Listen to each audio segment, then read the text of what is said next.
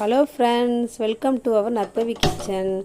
வாங்க நீங்கள் நிலக்கடலை சட்னி எப்படி செய்யலாம்னு பார்க்கலாம். கொஞ்சமாக ஆயில் ஆட் பண்ணிங்க. அதில் 2 பச்சை மிளகாவை ஆட் பண்ணி நல்லா வதக்குங்க. அது பச்சை வாடை போகிற அளவுக்கு வதக்கணும். கொஞ்சமாக இஞ்சி ஆட் பண்ணுங்கள். ஒரு 10 சின்ன வெங்காயம் ஆட் பண்ணிங்க. கொஞ்சம் லைட்டாக தான் வதக்கணும், ரொம்ப நேரம்லாம் வதக்கக்கூடாது. கொஞ்சோண்டு புளி ஆட் பண்ணுங்கள்.